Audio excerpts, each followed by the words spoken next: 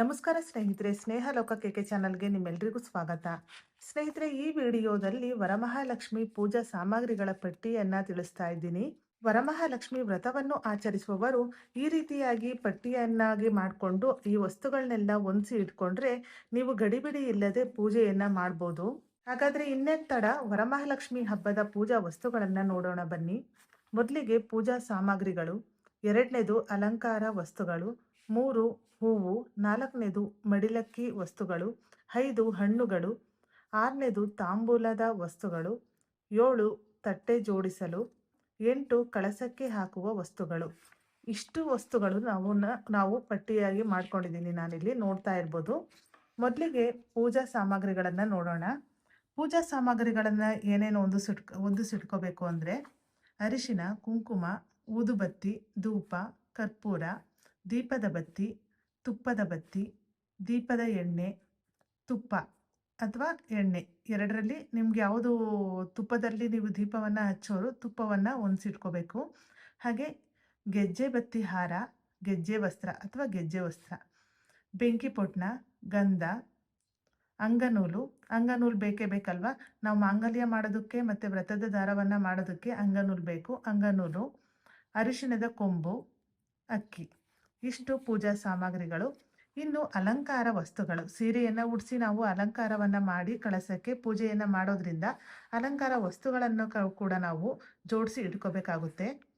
ಹಸಿರು ಬಳೆ, ಬಾರ್ಡರ್ ಸೀರೆ, ಜಡೆ, ಕಿರೀಟ, ಸರಗಳು, ಸೊಂಟದ ಪಟ್ಟಿ, ಕೋಲು. ಸೀರೆ ಉಡಿಸೋದಕ್ಕೆ ಕೋಲ್ ಕಟ್ಟೋದಾದರೆ ನೀವು ಬಿಂದಿಗೆಗೆ ಕೋಲನ್ನು ಕಟ್ಟಿ ಉಡಿಸ್ತೀವಿ ಅಂದರೆ ಕೋಲನ್ನು ಕೂಡ ರೆಡಿ ಮಾಡಿಕೊಳ್ಳ್ರಿ ಸೀರೆ ಉಡಿಸಲು. ಕಳಸದ ಬಿಂದಿಗೆ, ದಾರ ಅಂದರೆ ನೀವು ಕೋಲನ್ನು ಕಟ್ಟೋದಕ್ಕೆ ದಾರ ಬೇಕಲ್ಲ, ಅದರಿಂದ ದಾರವನ್ನು ಕೂಡ ನಾನು ಬರೆದಿದ್ದೀನಿ ಇಲ್ಲಿ. ಸೇಫ್ಟಿ ಪಿನ್ನು ಸೀರೆ ಉಡಿಸೋದಕ್ಕೆ, ತೆಂಗಿನಕಾಯಿ ಕಳಸವನ್ನು ಸ್ಥಾಪನೆ ಮಾಡಲು, ಹಾಗೆ ಲಕ್ಷ್ಮಿಯ ಮುಖವಾಡ, ಒಡವೆಗಳು, ಮಾವಿನ ಎಲೆ, ವಿಳೆದೆಲೆ, ಬೆಳ್ಳಿ ಅಥವಾ ತಾಮ್ರದ ಲಕ್ಷ್ಮೀ ನಾಣ್ಯವನ್ನು ನೀವು ಕಳಸಕ್ಕೆ ಹಾಕುವುದಾದರೆ ಲಕ್ಷ್ಮೀ ನಾಣ್ಯವನ್ನು ಕೂಡ ಹೊಂದಿಸಿಟ್ಕೊಳ್ಳಿ. ಹಾಗೆ ತಾಳಿ ಅಥವಾ ಮಾಂಗಲ್ಯ, ನಿಮ್ಮ ಮನೇಲಿ ಚಿನ್ನದ ತಾಳಿ ಇದ್ದರೆ ಚಿನ್ನದ ತಾಳಿಯನ್ನು ಕಳಸಕ್ಕೆ ಹಾಕ್ಬೋದು, ಇಲ್ಲ ಮಾಂಗಲ್ಯವನ್ನು ನೀವು ಸಿದ್ಧಪಡಿಸ್ಕೋಬೇಕು. ಅರಿಶಿಣದ ಕೊಂಬಿನಿಂದ ಮಾಂಗಲ್ಯವನ್ನು ರೆಡಿ ಮಾಡಿಟ್ಕೊಳ್ಳಿ. ಹಾಗೆ ಮಣೆ ಅಥವಾ ಟೇಬಲ್ಲು, ವಸ್ತ್ರ ಅಥವಾ ಬಿಳಿ ಪಂಚೆ, ಲಕ್ಷ್ಮಿಯ ಕಳಸವನ್ನು ಸ್ಥಾಪನೆ ಮಾಡಲು ವಸ್ತ್ರವನ್ನು ಹಾಕಿ ಒಂದು ಟೇಬಲ್ ಮೇಲೆ ಅದರ ಮೇಲೆ ಕಳಸ ಸ್ಥಾಪನೆ ಮಾಡೋದ್ರಿಂದ ವಸ್ತ್ರ ಅಥವಾ ಬಿಳಿ ಪಂಚೆಯನ್ನು ರೆಡಿ ಮಾಡ್ಕೊಳ್ಳಿ. ಹಾಗೆ ಬಾಳೆ ಎಲೆ, ದೀಪಗಳು. ಬಾಳೆ ಎಲೆ ಏನಕ್ಕೆ ಅಂದರೆ ಕೆಲವರು ಕಳಸವನ್ನು ಸ್ಥಾಪನೆ ಮಾಡೋದಕ್ಕೆ ಬಾಳೆ ಎಲೆಯನ್ನು ಹಾಕಿ ಅದರ ಮೇಲೆ ಅಕ್ಕಿಯನ್ನು ಹಾಕಿ ಕಳಸ ಸ್ಥಾಪನೆ ಮಾಡ್ತಾರೆ, ಅದಕ್ಕೋಸ್ಕರ ಬಾಳೆ ಎಲೆಯನ್ನು ಕೂಡ ಬೇಕಾಗುತ್ತೆ. ಹಾಗೆ ದೀಪಗಳು, ಬಾಳೆಕಂದು, ಮಾವಿನ ಎಲೆ ತೋರಣಕ್ಕೆ, ತಾಮ್ರ ಅಥವಾ ಬೆಳ್ಳಿ ತಟ್ಟೆ ಕಳಸವನ್ನು ಸ್ಥಾಪನೆ ಮಾಡಲು. ಹಿತ್ತಾಳೆ, ತಾಮ್ರ, ಬೆಳ್ಳಿ ತಟ್ಟೆಯನ್ನು ಯೂಸ್ ಮಾಡಬೇಕು. ಇನ್ನು ಹೂವು, ಲಕ್ಷ್ಮಿಗೆ ಪ್ರಿಯವಾದ ಹೂಗಳನ್ನು ಆದಷ್ಟು ಲಕ್ಷ್ಮಿಗೆ ಅರ್ಪಿಸಿ. ಮಲ್ಲಿಗೆ, ಗುಲಾಬಿ ಅಥವಾ ಕನಕಾಂಬರ, ಹೂವಿನ ಹಾರ, ಒಂದು ಹಾರ ಬೇಕೇ ಬೇಕು ಕಳಸಕ್ಕೆ ಹಾಕೋದಕ್ಕೆ. ಹಾಗೆ ಕಮಲ, ತಾವರೆ, ಪಾರಿಜಾತ ಹೂವು, ಜಾಜಿ ಮಲ್ಲಿಗೆ, ಬಿಡಿ ಹೂಗಳು, ಈ ರೀತಿ ನಿಮಗೆ ಯಾವ್ದು ಅನುಕೂಲ ಆಗುತ್ತೋ, ನಿಮ್ಗೆ ಯಾವುದು ಸಿಗುತ್ತೋ ಈಸಿಯಾಗಿ ಹೂಗಳನ್ನು ಜೋಡಿಸಿ ಇಟ್ಕೊಳ್ಳಿ. ಹಾಗೆ ನೈವೇದ್ಯಕ್ಕೆ ಹಣ್ಣುಗಳು ದಾಳಿಂಬೆ, ದ್ರಾಕ್ಷಿ, ಸೇಬು, ಬಾಳೆಹಣ್ಣು, ಅನಾನಸು, ಮುಸುಕಿದ ಜೋಳವನ್ನು ಕೂಡ ನೀವು ಇಡ್ಬೋದು, ಯಾಕಂದರೆ ಲಕ್ಷ್ಮಿಗೆ ತುಂಬ ಪ್ರಿಯ ಅಂತ ಹೇಳ್ತಾರೆ ಜೋಳ, ಕಬ್ಬಿನ ಜ್ವಲ್ಲೆ, ಇಷ್ಟನ್ನು ಕೂಡ ರೆಡಿ ಮಾಡಿಟ್ಕೋಬೇಕು. 5 ಥರದ ಹಣ್ಣು ಅಥವಾ 9 ಥರದ ಹಣ್ಣುಗಳನ್ನು ಒಂದು ತಟ್ಟೆಯಲ್ಲಿ ನಾವು ಇಡೋದ್ರಿಂದ ಇಷ್ಟು ಹಣ್ಣುಗಳನ್ನು ನೀವು ಒಂದು ದಿನದ ಮುಂಚೆನೇ ಇಷ್ಟೆಲ್ಲ ನೀವು ಸಾಮಗ್ರಿಗಳನ್ನು ರೆಡಿ ಮಾಡಿಟ್ಕೊಂಡ್ರೆ ತುಂಬ ಈಸಿಯಾಗಿ ವರಮಹಾಲಕ್ಷ್ಮಿ ಹಬ್ಬದ ದಿನ ಪೂಜೆಯನ್ನು ಮಾಡ್ಬೋದು. ದಾಳಿಂಬೆ ಹಣ್ಣು ಇಟ್ಟೇ ಇಡಬೇಕು, ಯಾಕಂದರೆ ಲಕ್ಷ್ಮಿಗೆ ತುಂಬಾ ಪ್ರಿಯ ಅಂತ ಹೇಳ್ತಾರೆ ದಾಳಿಂಬೆ ಹಣ್ಣನ್ನು ಕೂಡ ನೀವು ನೈವೇದ್ಯವಾಗಿ ಅರ್ಪಿಸ್ರಿ. ಹಾಗೆ ಡ್ರೈ ಫ್ರೂಟ್ಸು ಗೋಡಂಬಿ, ಬಾದಾಮಿ, ದ್ರಾಕ್ಷಿ, ಖರ್ಜೂರ, ಕಲ್ಸಕ್ಕರೆ. ಕೆಲವರು ಕಳಸಕ್ಕೆ ಈ ವಸ್ತುಗಳನ್ನು ಡ್ರೈ ಫ್ರೂಟ್ಸನ್ನು ಹಾಕಿ ಪೂಜೆ ಮಾಡ್ತಾರೆ, ಅಂಥವರು ಡ್ರೈ ಫ್ರೂಟ್ಸನ್ನು ಕೂಡ ರೆಡಿ ಮಾಡಿಟ್ಕೊಳ್ಳಿ. ಹಾಗೆ ಮಡಿಲಕ್ಕಿಯನ್ನು ಇಡುವುದಾದರೆ ಕೆಲವರು ಮಡಿಲಕ್ಕಿಯನ್ನು ಇಡ್ತಾರೆ, ಇನ್ನು ಕೆಲವರು ಮಡಿಲಕ್ಕಿ ಇಡೋದಿಲ್ಲ, ಅವರವರ ಮನೆಯ ಪದ್ಧತಿಯ ಪ್ರಕಾರ ಪೂಜೆಯನ್ನು ಮಾಡ್ತಾರೆ. ಇನ್ನು ಮಡಿಲಕ್ಕಿಗೆ ಬೇಕಾಗಿರೋದು ಅರಿಶಿನ, ಕುಂಕುಮ, ವಿಳೆದೆಲೆ, ಅಡಿಕೆ, ಅಕ್ಕಿ, ಬೆಲ್ಲದ ಹಚ್ಚು, ಕೊಬ್ಬರಿ, ಬಾಗಿನ ಸೆಟ್ಟು, ಅಥವಾ ಗೌರಿ ಸಾಮಾನು ಅಂತ ಕರೀತಾರೆ, ಬಾಗಿನ ಸೆಟ್ಟು ಅಥವಾ ಗೌರಿ ಸಾಮಾನು. ಹಾಗೆ ಬ್ಲೌಸ್ ಪೀಸು, ಬಳೆ, ಹಸಿರು ಬಣ್ಣದ ಬಳೆಯನ್ನೇ ಇಡಿ ಆದಷ್ಟು.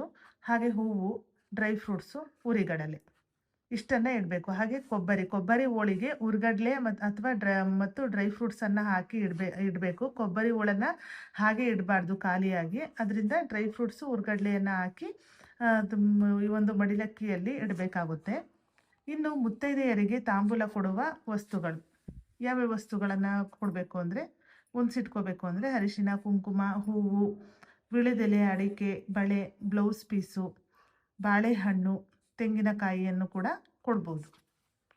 ಹಾಗೆ ತಟ್ಟೆ ಜೋಡಿಸೋದಕ್ಕೆ 5 ಅಥವಾ 9 ಥರದ ಹಣ್ಣುಗಳು, ಅದರಲ್ಲಿ ದಾಳಿಂಬೆ ಇರಲೇಬೇಕು. ಯಾಕಂದರೆ ದಾಳಿಂಬೆ ತುಂಬಾ ಪ್ರಿಯ ಅಮ್ಮನವರಿಗೆ, ಅದಕ್ಕೋಸ್ಕರ ದಾಳಿಂಬೆಯನ್ನು ಸೇರಿಸಿ 5 ಅಥವಾ 9 ಹಣ್ಣುಗಳನ್ನು ಒಂದು ತಟ್ಟೆಯಲ್ಲಿ ಇಡ್ಬೋದು. ಹಾಗೆ 2ನೇ ತಟ್ಟೆಯಲ್ಲಿ ಮನೆಯಲ್ಲಿ ತಯಾರಿಸಿದ ತಿಂಡಿಗಳು, ಹೋಳಿಗೆ ಆಗಿರ್ಬೋದು, ಕಜ್ಜಾಯ, ರವೆ ಉಂಡೆ, ಚಕ್ಕುಲಿ, ನಿಪ್ಪಟ್ಟು, ಕಜ್ಜಿಕಾಯಿ, ಈ ರೀತಿಯಾಗಿ ಮನೆಯಲ್ಲೇ ತಯಾರಿಸಿದ ತಿಂಡಿಗಳನ್ನು ದೇವರ ಅಂದರೆ ಲಕ್ಷ್ಮಿಯ ಮುಂಭಾಗದಲ್ಲಿ ಇಡಿ. ಯಾವುದೇ ಕಾರಣಕ್ಕೂ ಹೊರ್ಗಡೆ ತಂದು ಇಡೋದಕ್ಕೆ ಹೋಗಬೇಡಿ. ಆದಷ್ಟು ನೀವು ಮನೆಯಲ್ಲಿ ಎಷ್ಟು ಸಾಧ್ಯನೋ ಅಷ್ಟು, ರವೆ ಉಂಡೆವಾದರೆ ರವೆ ಉಂಡೆನೇ ಇಡಿ.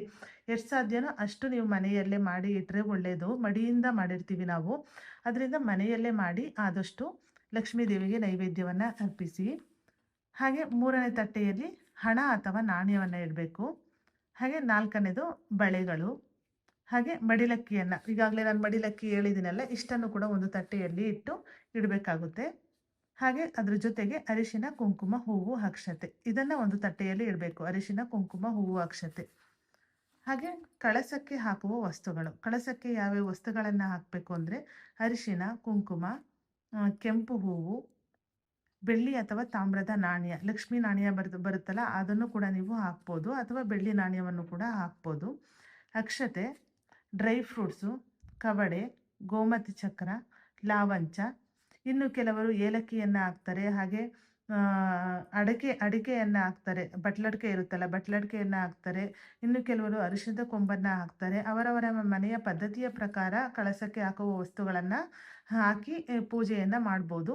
ನೀವು ಏನು ಹಾಕಲಿ ಬಿಡಲಿ, ಕೆಲವೊಂದು ವಸ್ತುಗಳನ್ನು ಹಾಕಲೇಬೇಕು. ಅಂತಹ ವಸ್ತುಗಳು ಅಂದರೆ ಅರಿಶಿನ, ಕುಂಕುಮ, ಹೂವು, ನಾಣ್ಯ ಅಂದರೆ ತಾಮ್ರ ಅಥವಾ ಬೆಳ್ಳಿಯ ನಾಣ್ಯ ಇಲ್ಲ ಎನ್ನುವವರು 5 ರೂಪೀಸ್ ಕಾಯನ್ನು, 1 ರೂಪಾಯಿ ಕಾಯಿನ್ಸ್ ಕೂಡ ಹಾಕ್ಬೋದು. ಹಾಗೆ ಅಕ್ಷತೆ, ಇಷ್ಟನ್ನು ಮಾತ್ರ ನೀವು ಕಳಸದಲ್ಲಿ ಹಾಕಲೇಬೇಕಾಗುತ್ತೆ. ಇದ್ರ ಮೇಲ್ಪಟ್ಟು ನಿಮಗೆ ಇಷ್ಟ ಆದರೆ ಡ್ರೈ ಫ್ರೂಟ್ಸು, ಕವಡೆ, ಗೋಮತಿ ಚಕ್ರ, ಲಾವಂಚ, ಈ ರೀತಿಯಾಗಿ ಕಳಸದಲ್ಲಿ ಹಾಕಿ ಪೂಜೆಯನ್ನು ಮಾಡ್ಬೋದು.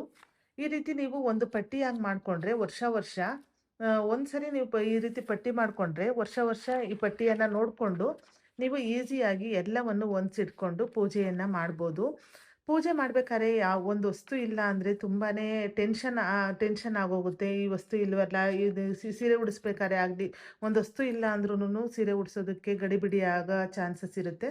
ಆದ್ದರಿಂದ ಎಲ್ಲವನ್ನು ನೀವು ಒಂದು ದಿನ ಮುಂಚಿತವಾಗಿಯೇ, ಅಂದರೆ 1-2-3 ದಿನ ಮುಂಚಿತವಾಗಿಯೇ, ಹಬ್ಬಕ್ಕೆ 1-2 ದಿನ ಮುಂಚಿತವಾಗಿ ಎಲ್ಲವನ್ನು ಹೊಂದಿಸಿಟ್ಕೊಂಡ್ರೆ ತುಂಬ ಈಸಿಯಾಗಿ ಭಕ್ತಿಯಿಂದ ಗಡಿಬಿಡಿ, ಯಾವುದೇ ಟೆನ್ಷನ್ ಇಲ್ಲದೆ, ಗಡಿಬಿಡಿ ಇಲ್ಲದೆ ಪೂಜೆಯನ್ನು ಮಾಡ್ಬೋದು.